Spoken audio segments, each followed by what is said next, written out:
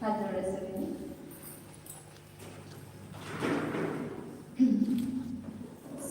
आता तिसरा अर्थ काय सांगितलं होतं? तिसरा अर्थ 24 तीर्थंकर. कशाचा अर्थ केला होता? वर शब्दाचा.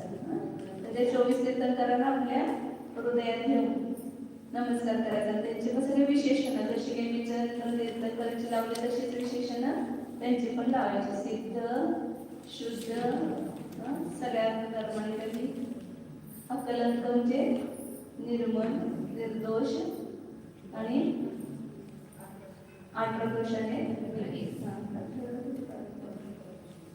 असे जिनेंद्र असे 24 तीर्थंकर आहेत जे केवळ ज्ञान आणि केवळ सुख अनंत सुख स्वरूप आहेत आणि गुणरत्न भूषण जे अनंत ज्ञानादी गुणानं संपन्न आहे. त्यांना मी नमस्कार करतो.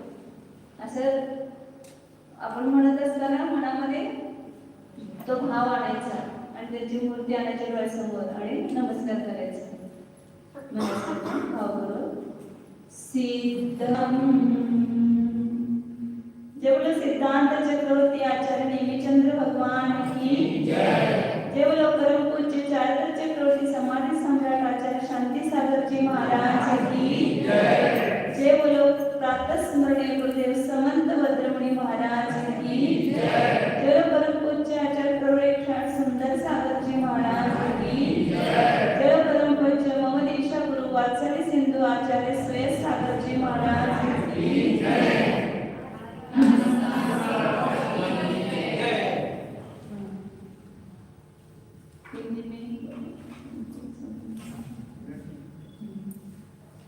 जीवकांड मराठी समझ में आता है? जीवकांड मराठी समझ में आता है? गोमटसर जीवकांड ग्रंथ का अध्ययन चल रहा है. उसमें गुणस्थान का एक प्ररूपणा चल रही है. तो पहला गुणस्थान कौन सा? दूसरा, तीसरा, चौथा, सम्यक. इनका स्वरूप भी अच्छी तरह से आपण देख लिया. चौथ्या गुणस्थानाचं स्वरूप चालू होतं. काल तिसऱ्या गुणस्थानाचं स्वरूप झालेलं. तर तिसऱ्या गुणस्थानाचं काय सांगितलं स्वरूप? पहिल्यांदा मिश्र गुणस्थान कशाला म्हणायचं त्याची व्याख्या सांगा. नंतर सांगता नाही नव्हता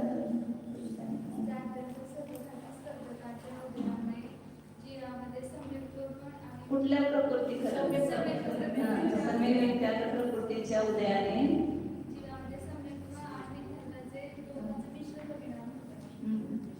मिश्राचा शब्द परिणाम होतो. त्यास सम्यक विख्यात गुणस्थान म्हणतात. सम्यक विख्यात गुणस्थान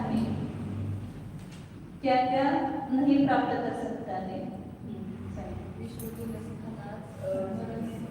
पहिल्यापासून बोलीने जाण्याचं संयमाला प्राप्त करू शकत नाही. मानसिक समुद्रास होत नाही असं सांगितलं. तिसरं मरण होत नाही, बंध होत नाही. अगोदर आयुबंध होत नाही, मरण येत नाही आणि मानसिक समुद्रात पण होत नाही. मग कुठे जाऊन मरतो तो?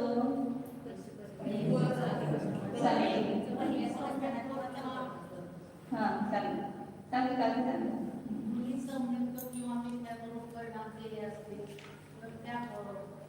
जिथं बंद केलं असेल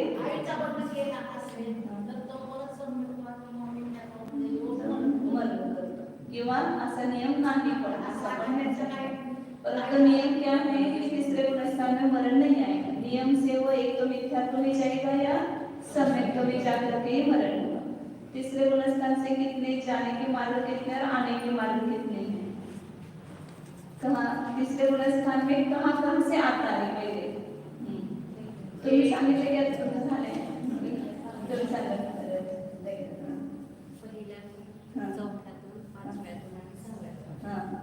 पहिल्यातून चौथ्यातून पाचव्यातून किंवा सहाव्यातून कुठे येतो?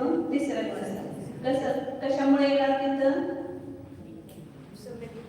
सम्यक मिथ्यात्व प्रकृति का उदय आया कि वो तीसरे गुणस्थान में आता है. उसको आने के लिए कहीं जाना पड़ता है क्या? बस बैठे बैठे यहाँ परिणाम हो गुणस्थान की पलटी हो जाती है। અને गुणस्थान बदलने के लिए बाहर कोई क्रिया नहीं बदलनी है, कुछ वेश नहीं बदलना है। वेश तो पहले बदला हुआ है, जैसे मुनि है पहले उन्होंने द्रव्यलिंग धारण किया है, तो फिर वो सातवें में गए, सातवें से छठे में आए और फिर छठे से कहाँ आ सकते हैं तीसरे गुणस्थान में। तो अंदर बाहर तो वेश मुनि का ही रहेगा, लेकिन परिणाम केवल क्या होंगे, मिश्र परिणाम होंगे। इसलिए गुणस्थान मतलब क्या है, जीव का परिणाम है। और क्या बताया था, हाँ, और कहाँ से आता है बताया, और कहाँ जाता है तीसरे गुणस्थान से, पहले में और चौथे में, तो ही मार्ग में जाने की वो वहां से, क्योंकि देश संयम भी नहीं हो सकता है और सकल संयम को भी प्राप्त नहीं कर सकता है। क्यों नहीं होता है देश संयम और सकल संयम, का होत सांगितलं होतं, करण परिणाम होऊ शकत नाही तिसऱ्या गुणस्थानमध्ये, तेवढी विशुद्धी, करण परिणाम की योग्य विशुद्धि तीसरे गुणस्थान में नहीं होती। इसलिए तीसरे गुणस्थान से सकल संयम या देश संयम को प्राप्त नहीं कर सकते। केवल सम्यक प्रकृति का उदय आ जाएगा तो चौथे में चला जाएगा, मिथ्यात्व का उदय आएगा तो नीचे, मिथ्यात्व का उदय आया कि गिर गया, और सम्यक प्रकृति का उदय आया तो चढ़ गया। दोनों में से एक है, गिरने का एक और ऊपर चढ़ने का एक, ऐसे दो ही स्थान है जाने के। अब चौथे गुणस्थान का स्वरूप अपन ने थोड़ा देखा कल। चौथे गुणस्थान में कौन कौन से भाव होते हैं, सगळ्यांनी सांगितलं, पाठीवर सांगितलं, तुम्ही आरती काय आरती औषधिक, शारीरिक आणि क्षौषधिक, तीन प्रकारचे भाव कशामुळे झाले, तीन सम्यक्त्व, तीन प्रकार का सम्यक्त्व, तीनों सम्यक्त्व चौथे गुणस्थान में हो सकता है। इसलिए तीन प्रकार के भाव कहे, औषधिक भाव, शारीरिक भाव और क्षौषधिक भाव। तो चौथे गुणस्थान में क्षौषधिक भाव होता है, मतलब क्या होता है, क्षौषधिक सम्यक्त्व होता है, मतलब क्या होता है, किसको कहेंगे क्षौषधिक सम्यक्त्व, क्षौषधिक सम्यक्त्व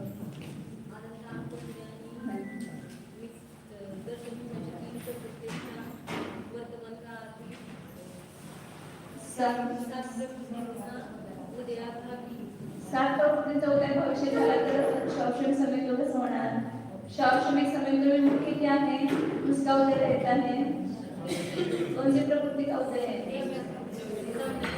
प्रेम का, कोणत्या प्रकृतीचा उदय असतो, सम्यक्त प्रकृतीचा उदय असतो, म्हणजे सम्यक्त प्रकृति का उदय रहता है, और मिश्र सम्यक मिथ्यात्व और चरानंतर इनका क्या रहता है, उदयाभावी क्षय, और उनका ही सत्वस्था रूप उपशम और सम्यक्त प्रकृति का उदय। ऐसे जब जीव की दशा होती है, कर्म की दशा होती है, तब उस जीव में जो सम्यक्त होता है वो कौन सा, शालोक शमिक सम्यक। तुम्ही बोलायला लागलं म्हणजे यायला, हे शब्द नवीन असतात त्यामुळे आपल्या तोंडात येत नाही लवकर, आणि बोलायला लागलं की येतात, याला क्षौषमिक सम्यक्त्व का दूसरा नाम क्या बताया, वेदक सम्यक्त्व, क्योंकि वहां पर सम्यक्त प्रकृति के उदय का अनुभव कर रहा है, इसलिए उदय के अनुभव करने वाले की वेदक संज्ञा होती है। वेदक म्हणजे अनुभव करणारा, किसका अनुभव करना है, सम्यक्त प्रकृति के उदय का। फिर उस सम्यक्त प्रकृति के उदय से क्या होता है उस जीव को, कौन से दोष होते हैं, चल मलिन अगाध, तुम्ही सांगत आहे चल दोष म्हणजे काय सांगितलं,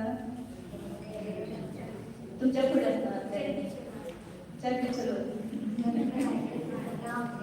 हाँ, अपने देवशास्त्र गुरु में ही श्रद्धा करके भी उसमें चंचलता आ जाती है। जैसे उदाहरण क्या बताया था, ये हमारी मूर्ति है, हमने भी खाई है, ये हमारा मंदिर है, ये हमारे गुरु है, इस प्रकार उसमें भी भेदभाव करना, देव देव में भी, गुरु गुरु में भी भेदभाव करना, एक चल दोष है। मलिन दोष बताया था दूसरा, देवते नहीं सांगा,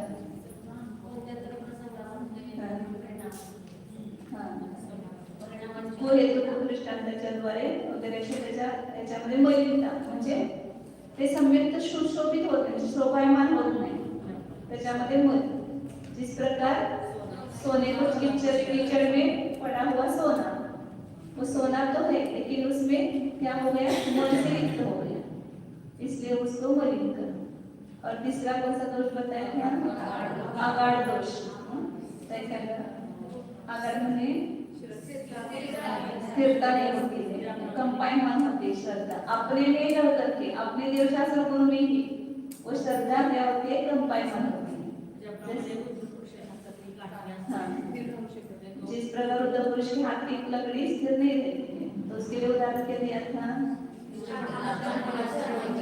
शांतिनाथ भगवान शांति करते हैं, पार्श्वनाथ भगवान, तो भगवान में अंतर है क्या, उस भगवान में ज्यादा गुण है इनमें कम है, ऐसा है क्या, क्योंकि सभी जितने भी वितराग सर्वज्ञ भगवान है उसमें गुण कम ज्यादा नहीं है, लेकिन इसके मन में ऐसा श्रद्धा हो जाता है, इससे मेरा ठीक होगा रोग, ये मेरा विघ्न दूर करेंगे, ऐसा मन में क्या हो जाता है, अस्थिरता आ जाती है, कंपाइनमेंटता आ जाती है।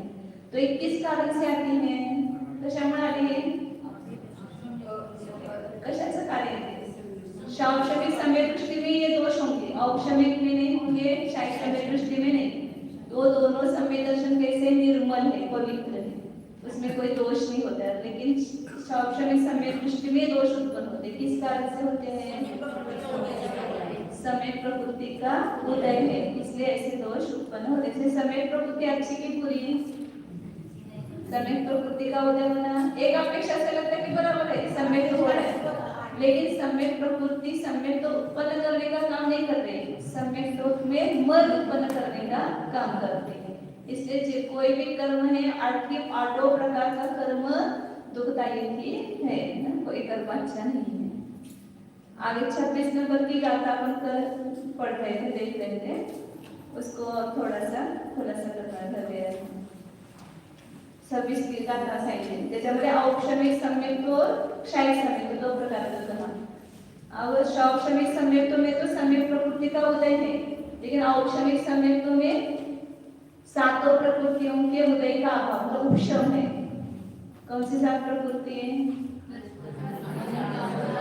संतानबंदी और दर्शन होने की 3, दर्शन होने की 3 प्रकृति कोणत्या सांगितल्या अद्वैताने, समय प्रकृति 3। तो इस प्रकार 7 प्रकृतियों का क्या हुआ है, उपशम, उससे कौन सा सम्यक्त्व होता है, औक्षमिक सम्यक्त्व। मतलब सम्यक्त्व का अर्थ सब जगह तत्व शब्दानी होगा, सम्यक्त्व में तत्व शब्दानी लक्षण सभी सम्यक्त्व का वही लक्षण होगा, लेकिन उसमें कर्म के उदय इसके अपेक्षा से अंतर हो गया। औक्षमिक सम्यक्त्व कितने काल टिकता है, उसका छोटा भी काल कितना है और बड़ा काल कितना है, सगळ्यांना उत्तर दिलं ना, एक पण बरोबर येतलं, एकेकाने उत्तर द्यायचं।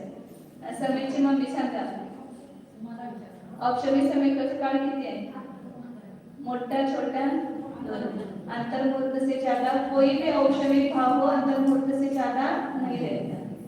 और शौक्षमिक सम्यक्त्व का कितना काल बताया था, एकाने सांगायचं, पाठ्यमत कोण नवीन हात तुम्ही सांगा, तुमच्या जवळ आहेत त्या,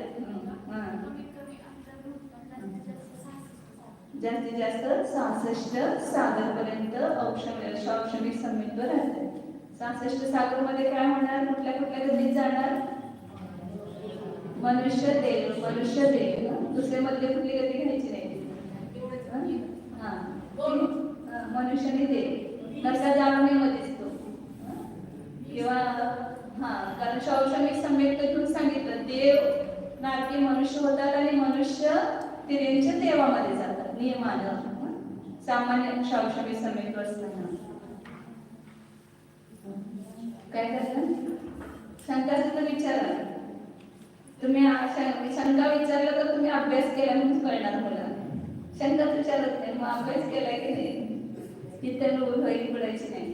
पुढे काय सांगितलं, क्षयिक सम्यक्त्व किसको कहा, क्षयिक सम्यक्त्व कशा सांगितलं, 7 प्रकृतियों के क्षय से, मतलब क्षय मतलब पूरा सत्ता में से भी नाश हुआ। औक्षमिक सम्यक्त्व में क्या है, सत्ता में है 7 प्रकृति, अभी वो नाश नहीं हुआ है, लेकिन अभी अंतर्मुहूर्त काल तक वो उदय में नहीं आ रहे हैं, इसलिए उसका क्या है, उपशम है, दाबणं उपशम म्हणजे, आणि क्षय म्हणजे मुळातून निघून जाणं, जसं स्फटिक च्या पात्रामध्ये निर्मल जल ठेवलेलं आहे, त्याच्यामध्ये थोडाही मल नाही, तर ते तसं शाईक भाव आहे. आणि ते चतुर्थ गुणस्थानमध्ये काय आहे? असंयत भाव आहे. सम्यक दृष्टी झाला म्हणजे त्याचं श्रद्धान, त्याचा श्रद्धान क्या हुआ उसका सम्यक हो गया. पहले मिथ्या दृष्टि अवस्था में क्या होता था उसका, त्याचे श्रद्धान विपरीत होतं. जैसा वस्तु का स्वरूप है वैसा श्रद्धा नहीं था और उल्टा श्रद्धा था. लेकिन उसको जब गुरु के मुख से उपदेश सुनने को मिला, हे सम्यक तो होण्याच्या अगोदर 5 लब्धी होतात. किती लब्धी होतात? 5 लब्धी. नाव माहिती आहे तुम्हाला? प्रथमोक्षम सम्यक तो होने के पहले 5 लब्धियां होकर ही सम्यक की प्राप्ति होती है. तो पहले कौन सी होती है? शौक्षम लब्धि. दूसरी है देश 5 लब्धि.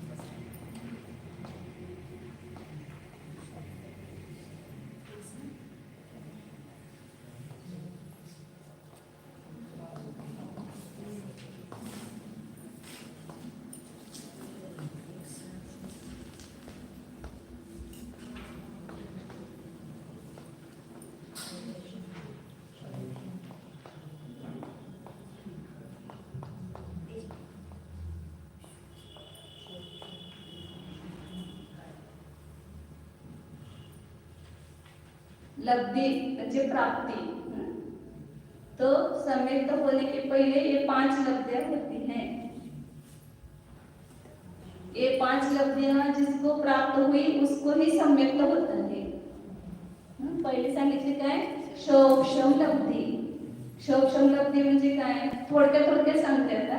ज्याला लब्धी सर्व वाचत त्याला डिटेल तुम्हाला पुस्तकात. आता सगळे नुसते काय म्हणायचं तर तुम्हाला मॉडेल दाखवायचं नुसतं. ट्रेलर काय म्हणतात? तर क्षोभक्षम लब्धी आहे पहिली. तर क्षोभक्षम लब्धीमध्ये काय होते त्या ठिकाणी? प्रत्येक समय में पाप प्रकृतियों का अनंत गुना हीन होकर के उदय आता है. पाप प्रकृतींचा अनंत पट हीन होऊन उदय येतो. आणि त्यावेळेला जीवाचे भाव कसे होतात? ज्ञानावरण कर्म त्याचा सुद्धा काय व्हायला होतं त्या ठिकाणी? उदय ज्ञानावरण कर्म का भी अनंत गुना हीन होकर के उदय आता है. तो उसमें ऐसी योग्यता आती है कि तत्व को समझने की, तत्वाला समजून घेण्याची त्या ठिकाणी काय होते? योग्यता त्या जीवामध्ये येते. शौक्षम योग्यता म्हणजे कसं? आता थोडक्यात समजा. आता कोणतरी गुरु आले, मग त्याला असे भाव व्हायला लागतात. उसको घर में ऐसे भाव होने लगते हैं कि मुझे जाना चाहिए, प्रवचन सुनना चाहिए, क्या तत्व है समझना चाहिए. अशा अंतरंगामध्ये त्याला ऐसे अंतरंग में उसको भाव होने लगते हैं. तो समझने में उसको शौक्षम लब्धि प्राप्त होती. एक विशिष्ट अवस्था है अंतर्मुक्त का तक उस प्रकृतियों का अनंत गुना ही होकर उदय आता है. और जीव के परिणाम का और कर्म का दोनों का क्या है? परस्पर में निमित्त नैमित्तिक संबंध. तो पाप प्रकृति का हीन होकर के उदय आ रहा है, मतलब इधर क्या होगा? जीव के परिणाम में अच्छे परिणाम होंगे ना, या संक्लेश होंगे? ऐसे अंतर्मुक्त तक जब शौक्षम लब्धि होती है तो उसके जीव के परिणाम में विशुद्धता आती है. तो दूसरी कौन सी लब्धि प्राप्त होती है? विशुद्धि लब्धि. तो शौक्षम लब्धि में उसको तत्व को ग्रहण करने की पात्रता, योग्यता आ जाती है. आणि दुसऱ्या विशुद्धी लब्धीमध्ये काय लागते त्याला? की अशी परिणामांची विशुद्धी वाढते की तो तत्व समजून घेण्याची जिज्ञासा, तत्व समझने की जिज्ञासा उत्पन्न होती है। तो विशुद्धि लब्धि का अर्थ क्या करेंगे? साता आदि पुण्य प्रकृतियों को बांधने के योग्य धर्मानुराग परिणाम होता है। विशुद्धी लब्धीमध्ये काय होतं? साता आदि पुण्य प्रकृतींना बांधण्याचा योग्य धर्मानुराग परिणाम होतो। धर्मासंबंधी प्रेम, तत्वासंबंधी प्रेम जावं स्वाध्यायाला। तुमची शोभशम लब्धी झाली, विशुद्धी लब्धी झाली म्हणून तुम्ही काय झालं? शिकायला आला। आता काय कायची विशुद्धी लब्धी कमी झाली त्यामुळे कमी वाले गोपुच्छाकार शास्त्रात गोपुच्छाकार होता है। गोपुच्छा कम हो गए पीछे की, 2 लाइन कम हो गई पीछे की। ठीक है, जिनकी योग्यता है वो आते हैं बराबर। तो विशोभशम लब्धि, अब दूसरी कौन सी है? विशुद्धि लब्धि। विशुद्धि लब्धि में क्या हो गया? म्हणजे हे प्रॅक्टिकल आहे सगळं। तत्व समज घ्यायची पात्रता आली, दुसरं काय झालं? त्याच्या परिणामांची विशुद्धी झाली। जे धर्मासंबंधी अनुराग, तत्वासंबंधी जिज्ञासा रूप परिणाम झाले म्हणजे विशुद्धी लब्धी झाली म्हणायची। मग तुमच्या 2 झाले की नाही आता लब्धी? शोभशम लब्धी पण झाली, विशुद्धि लब्धी पण झाली। मग ऐसे तत्व जिज्ञासा जब मन में उत्पन्न हुई तब वो क्या करता है? गुरु के पास जाता है कि गुरुदेव हमें कुछ बताओ, हमारे कल्याण का मार्ग, तत्व का स्वरूप बताओ। गया तब गुरु के मुख से उसको उपदेश प्राप्त हुआ। तो कौन सी लब्धि हो गई? देशना लब्धि। तो मिळता आला तर तुम्हाला उपदेश ऐकायला मिळाला। सकाळी आचार्यांच्या तोंडून सगळ्यांच्याकडून मिळतो ना उपदेश। तर ही कोणती लब्धी झाली? देशना। बघा आता तुम्ही किती भाग्यवान आहे। शोभशम लब्धी पण झाली, विशुद्धी लब्धी पण झाली आणि देशना लब्धी पण मिळाली। ते तत्वाचा उपदेश प्राप्त झाला, हे पण मिळणं फार दुर्लभ आहे। ये भी प्राप्त होना अतिशय दुर्लभ है। आज हम बाहर के जगत में देखते हैं तो लोगों को तो किसी को एक तो भगवान का नाम भी पता नहीं है। आज ऐसे भी जैन कुल में उत्पन्न हुए लोग हैं कि जिन्होंने आज तक भगवान का दर्शन नहीं किया, गुरु के दर्शन नहीं किए, कभी गुरु को आहार दान नहीं किया। ऐसे भी बहुत सारे लोग हैं। उसमें भी हमें ये मिला, मंदिर मिले, भगवान मिले, गुरु मिले, उपदेश मिला, ये सब बहुत है ना। छटामध्ये म्हणते ना काय सांगते? पर्याय सुकुल सुनियोजितवाणी यह विधि दये मिले सुमनी जो उदरी समानी। हे सगळं मिळणं अत्यंत अत्यंत दुर्लभ आहे। हे जर मनी पडला समुद्रात, जे मनुष्य पर्याय गेली की पुन्हा हे मिळणार कोणाला मिळणार? की ज्याने त्याचं रक्षण केलं, त्या मनीचं रक्षण केलं किंवा त्या मनीच्या संबंधी काय केलं त्याने अंतरंगामध्ये। म्हणजे हा जो मनुष्य पर्याय मिळालेला आहे त्याला जरी ह्या भावामध्ये सदुपयोग केला त्याला पुन्हा पुन्हा मिळणार मनुष्य पर्याय, आणि ज्यांनी सदुपयोग केला नाही त्याला पुन्हा मनुष्य पर्याय मिळणार नाही। तो 3 लब्धि हो गई अपनी। शोभशम लब्धि हो गई, पाप प्रकृतियों का अनंत गुना ही उदय आया, फिर पुण्य प्रकृति के बंधने के योग्य ऐसे धर्म विशुद्ध धर्मानुराग परिणाम हुए। तीसरा देशना लब्धि में गुरु के मुख से उपदेश, वो भी उपदेश मतलब कैसा? महत्वपूर्ण उपदेश, मतलब तात्विक उपदेश प्राप्त हुआ। त्याचे बहुत पुष्कळ प्रवचन असतात, गोष्टी, मनोरंजन, हे तत्व उपदेश नाही। वस्तूच्या स्वरूपाला कथन करणारा असा उपदेश पाहिजे। 7 तत्व, 9 पदार्थ, 6 द्रव्य, इनके स्वरूप का यथार्थ कथन करने वाला ऐसा उपदेश प्राप्त हुआ। उपदेश तो हमने भी बहुत बार सुना, लेकिन उस उपदेश को सुन करके हमने ग्रहण किया, धारण किया।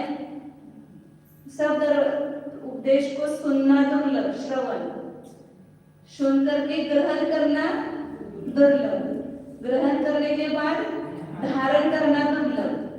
कल का आज प्रश्न पूछते तो आता नहीं, क्यों नहीं आता है? धारणा नहीं है। कल हम धारणा बनाते तो आज उत्तर दे सकते थे, लेकिन धारणा नहीं बनाते। यहाँ बैठे बैठे भी जब सुनते हैं तब खाली नहीं सुनना, उसको ग्रहण करना। हर शब्द का अर्थ क्या है? ग्रहण करना, और ग्रहण करके उसको ऐसे पक्का बुद्धि में रखना कि हम कल तक बता सके, भूले नहीं, ऐसे धारणा करना। और धारणा भी की, लेकिन श्रद्धा उससे दुर्लभ। ये दर्शनालब्धि में उस जीव ने ग्रहण किया, धारणा धारण किया, तो वो सच्ची दर्शनालब्धि हुई। उसको खाली सुनना, एक कान से सुना दूसरे कान से छोड़ा तो दर्शनालब्धि नहीं हुई। फिर चौथी लब्धि कौन सी बताई? प्रायोगिक लब्धि। जब गुरु के मुख से उसने उपदेश सुना तो उसके हृदय में हलचल मच गई। ये तो आज तक हमने सुना ही नहीं था। आज हमने गुरु के मुख से सुना, वो तो पहली बात हमने कभी सुनी नहीं थी, आज नहीं सुनी। तो जो उन्होंने कहा वो कैसे सही है?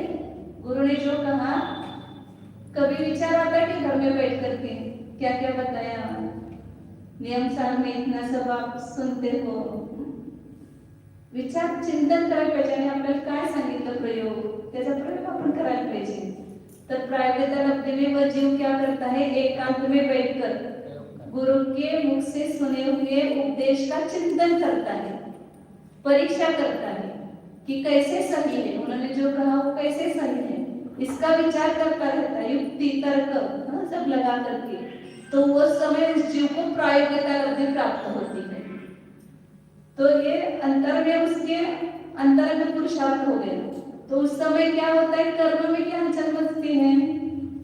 हमारे विचारों में हलचल हो गई कि कर्मों में हलचल, और कर्मों में हलचल हो गई कि परिणामों में हलचल।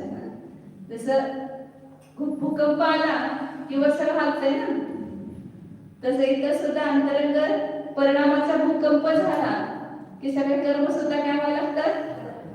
हालतात। कर्म में भी डावाडोल होने लगता है सब। तो जब इस परिणाम जिनके ऐसे परिणामों की विशुद्धि पड़ी और उसकी प्रायोगिक लब्धि हुई, तब प्रायोगिक मतलब चारों ओर से उसमें सम्यक्तों को ग्रहण करने की योग्यता आई है। तो उसमें कर्म की जो स्थिति 70 कोडाकुड़ी सागर, 30 कोडाकुड़ी सागर, 40 कोडाकुड़ी सागर आदि सागरों में थी, कोडाकुड़ी सागरों में वो अंतर कोडाकुड़ी हो जाती है। जब ऐसे परिणामों की विशुद्धि, ये प्रायोगिकता लब्धि तक ये जीव कितने बार प्राप्त जाता है? जे प्रायोगिकता लब्धि झाली त्याला काय होते? कर्माची स्थिती किती होते? अंतर कोडाकुड़ी, म्हणजे एक कोडाकुड़ीच्या आत येते। जी 70-30 कोडाकुड़ी सागर स्थिती बंद करतो की नाही, तर ती सगळी कमी होणार आणि एकदम किती होणार? अंतर कोडाकुड़ी।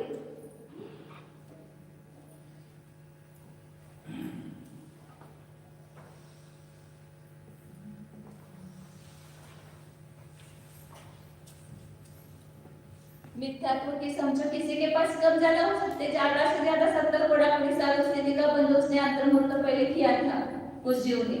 लेकिन उस जीव को क्या हो गया? तुरंत गुरु का उपदेश मिला और तुरंत ही उसके परिणामों की इतनी विशुद्धि पड़ी। ऐसे यहाँ पर बैठ बैठ करके भी हो सकता है, ऐसा नहीं कि गुरु का उपदेश सुना तो भी पहाड़ में बार प्रायोगिकता लब्धि होगी। सुनते सुनते इतनी परिणामों की विशुद्धि हो गई और वो बात अपने अंदर कर हृदय को छू गई और हम उस पर परिणाम चिंतन करने लगे यहाँ बैठे बैठे ही। तो उसी समय प्रायोगिकता लब्धि हो सकती है, होती है कुछ लोगों को। तो उस समय क्या होता है कि जो स्थिति कर्म की कोडाकुड़ी सागरों में थी, मतलब ऊपर थी, वो सब एक ही समय में, एक ही अंतर्मुहूर्त में कितनी रह जाती है? अंतर कोडाकुड़ी, एक कोडाकुड़ी से कम रह जाती है। ये 70 कोडाकुड़ी समझो, एक अंतर्मुहूर्त कम समझो उसमें, क्योंकि अंतर्मुहूर्त जाने के बाद ही करेगा वह। 70 कोडाकुड़ी सागर बंद किया दूसरे समय में नहीं करेगा। अंतर्मुहूर्त कम 70 कोडाकुड़ी सागर उसकी स्थिति है। तो एक अंतर्मुहूर्त प्रायोगिकता लब्धि होते ही पूरी स्थिति समझो, एक पूरी की पूरी स्थिति क्या करेगा? घटाएगा। एक घटना घटना अपने आप होता है, अपने को कुछ करना नहीं पड़ता है। उधर कंप्यूटर में बटन दबाते तो उधर सब चित्र अलग अलग आते हैं कि नहीं? कुछ करना पड़ता है कि वहां पर जैसा चित्र चाहिए वैसा वो सब आ जाता कंप्यूटर पर। कि खाली परिणाम किया इधर कि उधर क्या हो गया, कर्म का पहाड़ गिर गया। कितना गिर गया, एक बड़ा सागर, अंतर बड़ा सागर रख करके पूरे 69 बड़ा सागर से ज्यादा, क्योंकि बड़ा सागर के अंदर रखता है ना, तो एक साथ 69 कोड़ा सागर का भी आप भाव नहीं समझते।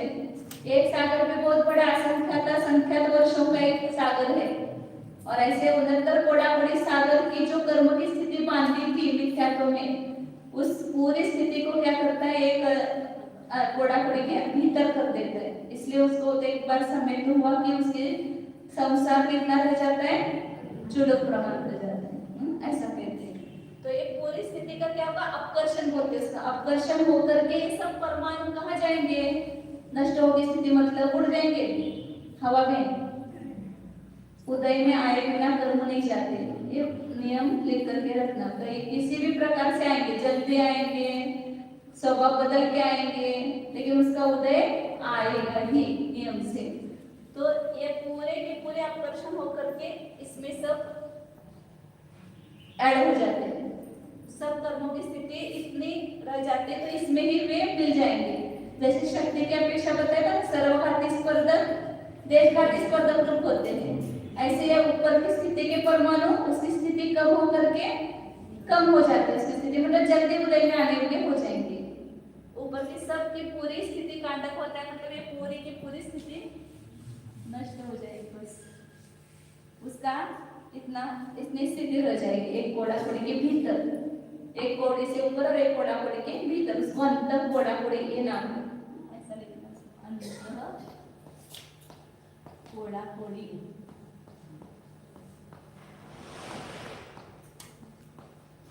सागर, इतनी स्थिति रह जाती सभी 7 कर्मों की, आयु कर्मों को छोड़ करके। आयु कर्मों का स्थिति कांडघात नहीं होता, इसको बोलते स्थिति कांडघात, और स्थिति कांडघात नहीं होता है।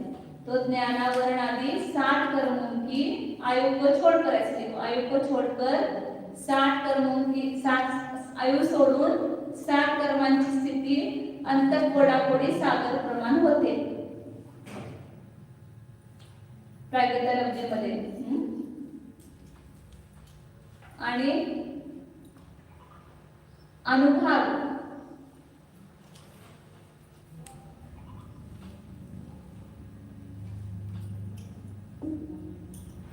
खाली समय तो के हुआ नहीं, अभी खाली तत्व को सुन करके अंदर में चिंतन हुआ या परिणामों की विशुद्धि हुई, तो इतना काम हो गया।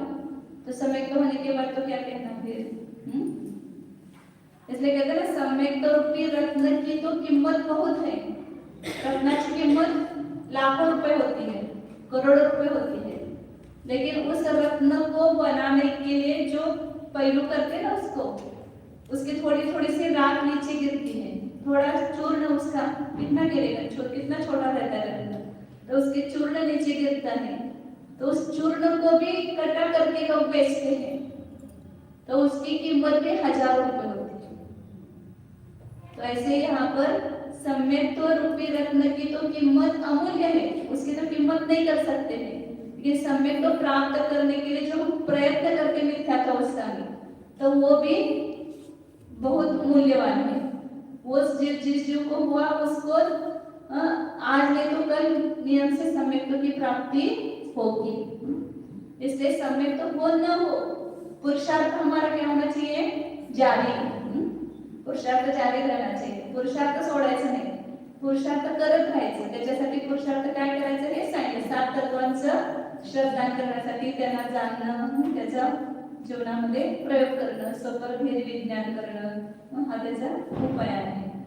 तर काय सांगत होतं, प्रायगता लब्धि में क्या हो गया, स्थिति अंतःकोडाकोडी सागर रह गई, और अनुभाग उस 7 कर्मों का अनुभाग, तो उसमें 2 प्रकार की प्रकृति रहती है, एक पुण्य प्रकृति और पाप प्रकृति।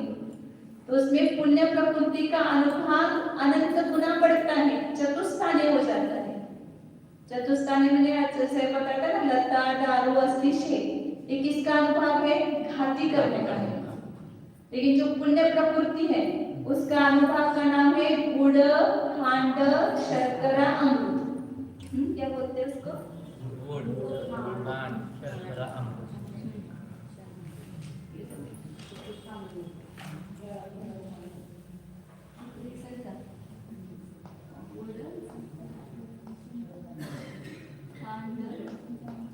शर्करा, अमृत और अमृत।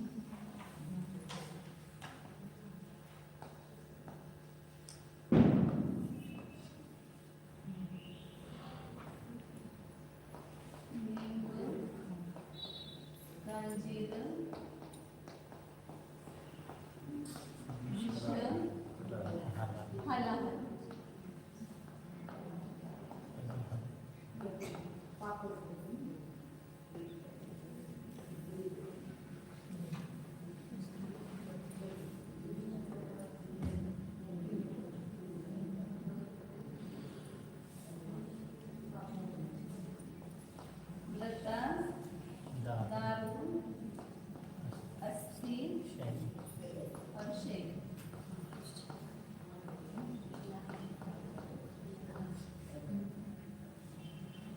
तीन प्रकार की प्रकृति है। एक घाती कर्म, सब पापमुखी होते हैं। घाती कर्म में सब पापी होते हैं। और आघाती कर्म में दो प्रकार की प्रकृति होती है, एक पाप और एक पुण्य प्रकृति। साकावेदनी पुण्य, साकावेदनी पाप। देवगति पुण्य, मनुष्य गति पुण्य, तिरंची गति नरक गति पाप, ऐसे भेद होते हैं। तो उसमें जो पाप प्रकृति है उसका अनुभाग अनंत गुना घटता है और चतुस्थानीय का द्विस्थानीय रह जाता है। पाप प्रकृति घाती कर्म, उसका 4 प्रकार का होगा मिथ्यात्व अवस्था में, समझो तो उसके 2 कैंसल हो जाएंगे। ये सब परमाणु के स्पर्धक क्या हो जाएंगे? लकार दारूभूत हो जाएंगे। जैसे स्थिति कम हो गई, ऐसे अनुभाग भी पाप प्रकृति का क्या होगा? कम होगा। पाप प्रकृतीचा अनुभाग द्विस्थानीय, 4 इलाका में चतुस्थानीय, तो द्विस्थानीय होणार। म्हणजे 2 स्थानीय जे आहेत ते हे पूर्ण अस्थि आणि शैल आहेत ते पूर्ण ह्याच्यावर होणार, दारू आणि नरकारूप होणार। तो 2 द्विस्थानीय रह जाएगा अनुभाग केवल। ये सब महिमा किसकी चल रही? प्रायोगिकता होते में तत्व विचार कर रहा है। देखो तत्व विचार की महिमा प्रणव सांगितलं आहे। तत्व विचाराची एवढी महिमा आहे तर सम्यक जग ह्याच्यापेक्षा खूप महिमा आहे। तर त्यावेळेला घाती कर्माचा अनुभाग जो 4 स्थानी होता तो द्विस्थानी झाला। हे सगळा अनुभाग जास्त होता तो कट झाला आणि फक्त लताने दारू राहिला। तसंच आघाती कर्मामध्ये जे 5 पाप प्रकृती आहेत त्याच्यामध्ये 4 अनुभाग होता, लिंब, कांजे, विषा। नाव आहे फक्त ही, काय लक्षात ठेवायचं? अधिकाधिक शक्ति। लिंब कड़वा थोड़ा कम होता है, उससे कांजे ज्यादा कड़वा वो जहरीला होता है। विष वो तो नाशी करता है, विष प्राशन करता है तो उसका। और हलाल तो पीते ही वो मरण को प्राप्त हो जाएगा। तो ये ज्यादा शक्ति। तो यहाँ पर भी ये विष और हलाल जो है ये नष्ट हो जाएगा, केवल नींद कांची रह जाएगा। आघाती कर्म में जो पाप प्रवृत्ति है उसका अनुभाग जो विष और हलाल है वो केवल नींद और कांची में हो जाएगा, तो कब हो जाएगा? जो पाप प्रवृत्तीचा अनुभाग चतुस्थानीचा द्विस्थानी होतो आणि तो अनंत गुणा कमी होतो। आणि ह्याचा पाप पुण्य प्रवृत्तीचा अनुभाग, पुण्य प्रवृत्ति अच्छी की बुरी व्यवहार में अच्छी है ना, उसका उदय आकर तो हमें बहुत सुख मिलता है। बेटा हो गया, नंबर आ गया, ज्यादा धन मिल गया, सब पुण्य का उदय तो खुशी होती है। तो ये जब परिणामों के तत्व विचार की महिमा बढ़ती है तो यहाँ पर उसका पुण्य भी बढ़ता है। द्विस्थानीय होगा, समझो उसके पास में गरुड़ खंड तो चतुस्थानीय हो जाएगा। यदि उसके पास में सत्ता में 2 ही अनुभाग पड़ा है तो वो बढ़कर भी कितना हो जाएगा? चतुस्थानीय। तो अनंत गुना बढ़ता है। पुण्य प्रवृत्ति का अनुभाग चतुस्थानीय होकर के अनंत गुना बढ़ता है। और पाप प्रकृति का अनुभाग अनंत गुना घटता हुआ द्विस्थानी होता है, चतुस्थानी का द्विस्थानी रह जाता है। ऐसे ये प्रायोगिकता लब्धि में उसके तत्व विचार की इतनी महिमा है, तत्व का चिंतन करते ही ऐसे होता है। परंतु ये चार लब्धियां होने के बाद समय तो होगा ही, ये नियम नहीं है। चार लब्धि तक कितनी बार आता है जीव, लेकिन फिर आगे नहीं बढ़ पाता है, पुढे जात नाही, तिथंच अडकतो। एवढं तत्व विचार करून तिथंच थांबतात, पुढे सम्यक्ताच्या प्राप्तीसाठी पुरुषार्थ नहीं करते हैं, मतलब करण लब्धि नहीं होती है, तो उनको सम्यक्ता की प्राप्ति नहीं होती है। तो प्रायोगिक लब्धि के बाद क्या आ गई? पांचवी करण लब्धि। प्रायोगिक लब्धि में क्या हो गया? उसके तत्व विचार करते ही हाँ, 7 कर्मों की स्थिति अंतर बुडापुडी सागर रह जाती है। 7 कर्माची स्थिती अंतर बुडापुडी सागर पर्यंत राहते आणि अनुभाग जो है पाप प्रकृति का अनंत गुना घटता हुआ द्विस्थानी रहता है और पुण्य प्रकृति का अनुभाग बढ़ता हुआ अनंत गुना बढ़ता हुआ चतुस्थानी हो जाता है। ये कार्य कहाँ पर होता है? प्रायोगिक में। और भी है उसमें बहुत लब्धि सर में डिटेल आएगा, कितनी प्रकृतियों की बंध विच्युति होती है, 34 बंधावसरण वगैरह बताया उसमें, अब इतना डिटेल नहीं जाता है। अब पांचवी कौन सी? करण लब्धि। करण लब्धि होती है मतलब वहां पर जिस जीव ने करण लब्धि में प्रवेश किया, मतलब ऐसी उसकी विशुद्धि हो गई, नियम से सम्यक्त्व लेकर ही उठेगा वो।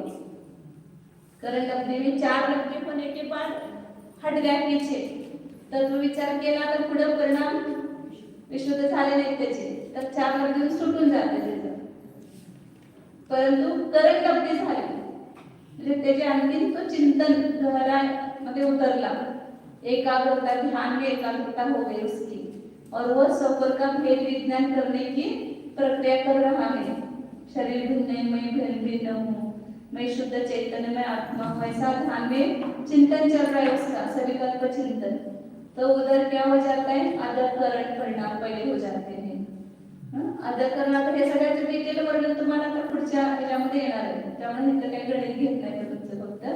अधःकरण म्हणजे जहां पर ऊपर के समयवर्ती जीवों के परिणाम निचले समयवर्ती जीवों के समान होते हैं, समान भी हो सकते हैं, त्याचा आता भावासन तुम्हाला होणार नाही, त्यामुळे तिथे जाऊन फक्त विशुद्ध परिणाम आहे तेवढं लक्षात ठेवा, कारण आता पुढे येणार आहे अधःकरण, अपूर्वकरण आणि वृत्तीकरण, तिथे आपण विस्तार नहीं। तो करण लब्धि होती है मतलब वहां पर उसका अंतरंग में सविकल्प भेद विज्ञान का चिंतन चलता है, और एक अंतर्मुहूर्त काल तक उस करण लब्धि में जब रहता है तो उसको नियम से क्या होता है? उसी समय वो सब अधःकरण हुआ, अपूर्वकरण हुआ, फिर उसके बाद अनिवृत्तीकरण होता है, तभी वो उपशम जो बताया था आपको अंतर करता है, जो निषेधों में अंतर्मुहूर्त का अंतरकरण करके उपशम करता है, वो कार्य कहाँ पर होता है? अनिवृत्तीकरण में होता है। तो सब ये 3 करण परिणाम होते हैं, उसका भी गुणस्थान में वर्णन आने वाला है, 7वें 8वें 9वें गुणस्थान में ये 3 करण होते हैं। उसी के समान या सम्यक्त्व में भी वैसे उसी के समान है वर्णन सब, तब वहाँ डिटेल अपन देखेंगे। तो करण लब्धि होती है मतलब वहां पर नियम से सम्यक दर्शन की प्राप्ति होती है, मतलब प्रायोगिकता लब्धि से भी ज्यादा विशुद्धि उसमें पड़ती है करण लब्धि में। करण लब्धि मध्ये काय होते? परिणामांची विशुद्धी वाढते, आणि म्हणजे तिथं तो जीवाचे परिणाम कसे आहेत? सविकल्प आत्मसन्मुख, शुद्धात्म्याच्या सन्मुख असं चिंतन त्याचं चाललेलं आहे। आणि ह्या करण लब्धीनंतर त्याला प्रथमोक्षम सम्यक्त्वाची प्राप्ती होणार। कुठल्या सम्यक्त्व होणार? पहिला प्रथमोक्षम सम्यक्त्व, आणि प्रथमोक्षम सम्यक्त्व झालं त्या ठिकाणी त्याला की अंतर्मुहूर्त प्रथमोक्षम सम्यक्त्व राहणार, त्याच्यानंतर काय होणार? शावशमी सम्यक्त्व, वेदक सम्यक्त्व, पहिला प्रथमोक्षम सम्यक्त्व होते, मग शावशमी सम्यक्त्व त्यातून होते। मग शावशमी सम्यक्त्व मध्ये तो जास्त काय राहू शकतो? 66 सागरपर्यंत पण राहू शकतो, आणि ज्या वेळेला शावशमी सम्यक्त्व नंतर क्षयिक सम्यक्त्व प्राप्त होते, परंतु आता काय सांगितलं? नित्य प्राप्त होत नाही। आणि चतुर्थ गुणस्थान वरती को ये सम्यक की प्राप्ति हुई, 5 गति पूर्वक सम्यक की प्राप्ति होगी। लेकिन वहां पर विधेय कसाय उदया 26वी गाथा चालू होती आपली, दुसऱ्या कषायाच्या उदयामुळे, दुसरा कषाय म्हणजे कोणता, दुसरा कषाय कोणता, अप्रत्याख्यानावरण, त्याचा उदय आल्यामुळे तो जीव काय होतो, असंयत, अविरत आणि पापापासून अंतरंगामध्ये त्याला भीती तर उत्पन्न झालेली आहे, संवेग उत्पन्न झालेला आहे, परंतु अजून त्याग करू शकत नाही, म्हणजे नियम घेत नाही, कोणते व्रत घेत नाही, व्रत धारण करत नाही। किती वेळा म्हणतो की नाही उकार घ्या की नियम, नाही आम्ही पाळतो परंतु आम्ही काही नियम घेत नाही।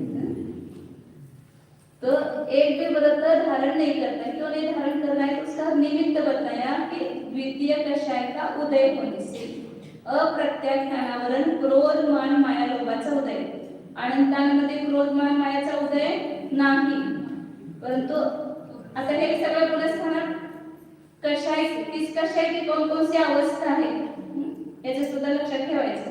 पहिल्या गुणस्थानामध्ये सगळ्या कषायांचा उदय आहे, मिथ्यात्व पण आहे आणि 16 कषाय आहे, 9 कषाय सगळ्याचा उदय आहे। दुसऱ्या गुणस्थानामध्ये मिथ्यात्वाचा उदय नाही, बाकी सगळ्याचा उदय आहे। तिसऱ्या गुणस्थानामध्ये मिथ्यात्व नाही, अनंतानुबंधी नाही, परंतु सम्यक मिथ्यात्व आहे, सम्यक मिथ्यात्व आणि बाकीचे कषाय आहे। आता चौथ्या गुणस्थानामध्ये काय झालं, मिथ्यात्व नाही, सम्यक मिथ्यात्व नाही आणि अनंतानुबंधी कषायाचा उदय नाही। शावशमिक सम्यक दृष्टी येतं तिथं फक्त सम्यक प्रकृतीचा उदय आणि बाकीच्या अप्रत्याख्यानावरण, प्रत्याख्यानावरण, संजीवन त्या कषायांचा आणि 9 कषायांचा उदय आहे।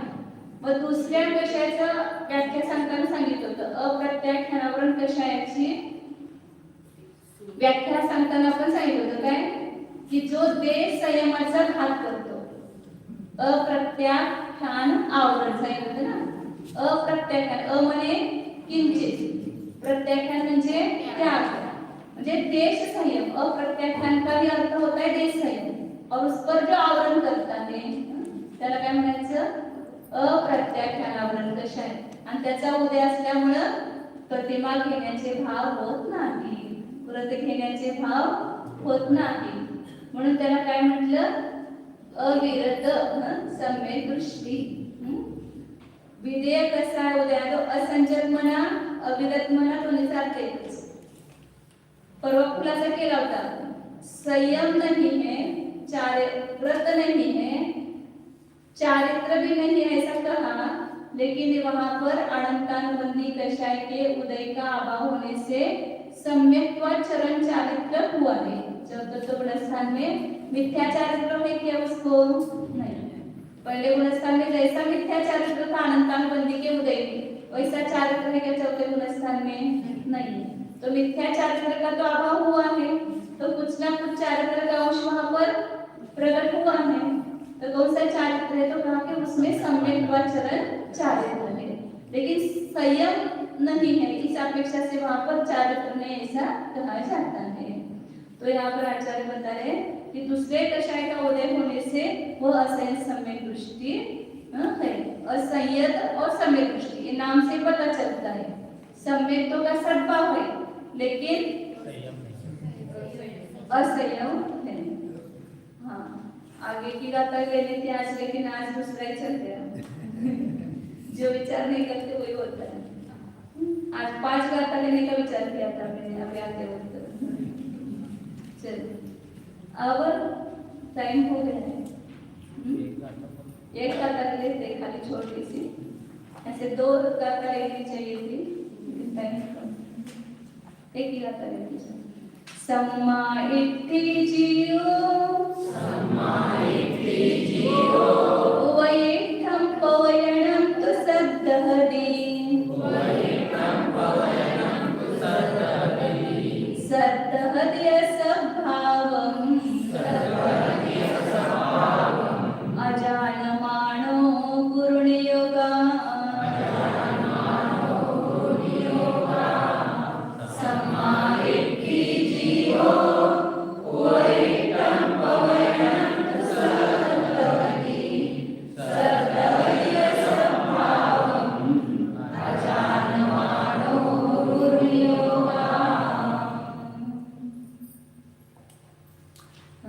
सम्यक दृष्टि जीव उपयुक्तम पवयनम तो सद्धति। सम्यक दृष्टि उसी को कहते हैं ना, अनंत सर्वज्ञ भगवान ने कहे हुए तत्व का श्रद्धान करता है, इसलिए उसको सम्यक दृष्टि कहते हैं।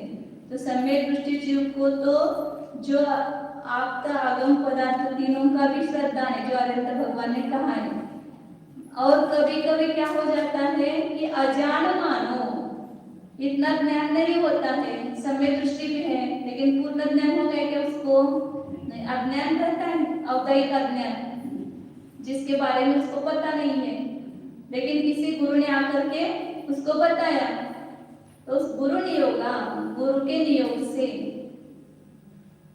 असद्भाव सद्धति, असद्भाव का भी जो अनंत भगवान की ने नहीं कहा है, ऐसे विपरीत अर्थ का भी श्रद्धा कर लेता है, अतत्व का भी श्रद्धा उसको हो जाता है, लेकिन फिर भी वह सम्यक दृष्टि ही है, वह मिथ्या दृष्टि नहीं है, क्योंकि उसने गुरु के नियोग से, गुरु ने ऐसा बताया है तो सही है, इसको स्वयं को ज्ञान नहीं था, और वो गुरु भी ऐसे होंगे कि उनकी भी अल्पबुद्धि के कारण या कुछ ऐसे तत्वों का सही ग्रहण नहीं किया है, तो उनमें भी ऐसा कोई अज्ञान होगा, तो उनके मुख से उसने सुना और वैसा ही इसने श्रद्धान किया कि ये गुरु ने बताया है, ऐसा उसका अंतर में भीतर में श्रद्धा है। तर त्याच्या अंतरंगामध्ये काय की आर्यंतांची आज्ञाच आहे असं माणूस श्रद्धान करतो, चुकीचं जे आहे त्याचं पण, म्हणजे आर्यंतांच्यावर जर श्रद्धान कमी झाले नाही, आज्ञा सम्यक तो आज्ञाने मानतो, म्हणून अनंत भगवंतांनी सांगितलेली जी आज्ञा आहे त्याचं श्रद्धान करतो, म्हणून तो सम्यक दृष्टीचा असतो, तो मिथ्या दृष्टी होत नाही। आणि पुढच्या आता गाथेमध्ये ते सांगतील कुठपर्यंत सम्यक दृष्टी राहणार की जोपर्यंत त्याला असं श्रद्धा नाही की हे अनंतांचीच आज्ञा आहे, असं चुकीचं जरी ग्रहण केलं तरी सुद्धा तो सम्यक दृष्टी असतो। उद्या किंवा पुढचं कर लेंगे, टाइम हो गया है, क्योंकि आगे का फिर सब बिगड़ना है। ओम जानी यह मैं जल्दी से जल्दी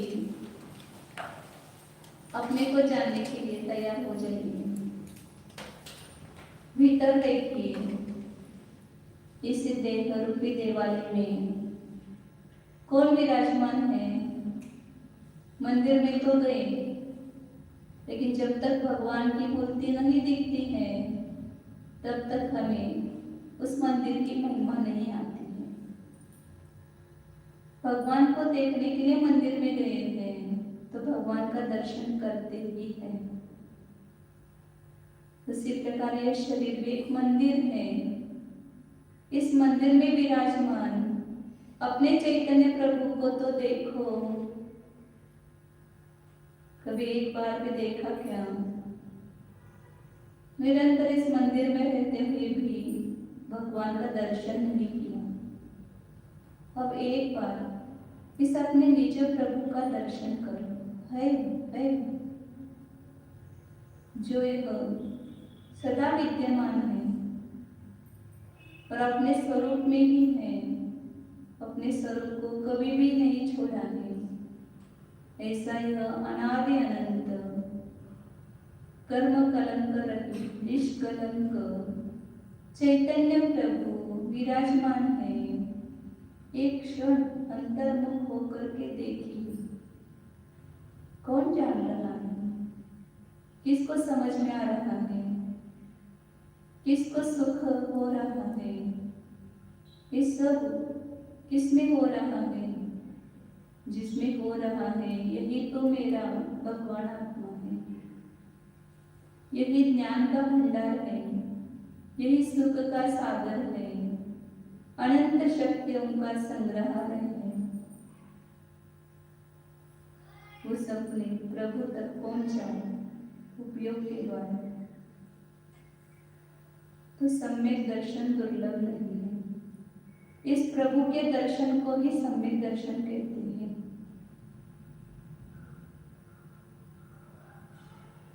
शुद्ध चैतन्य सत्ता स्वरूप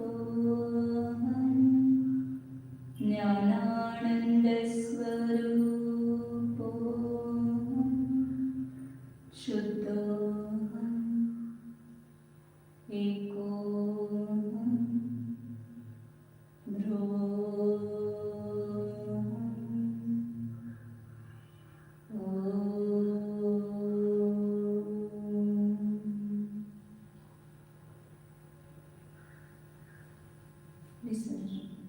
नमो हरिहन्ताय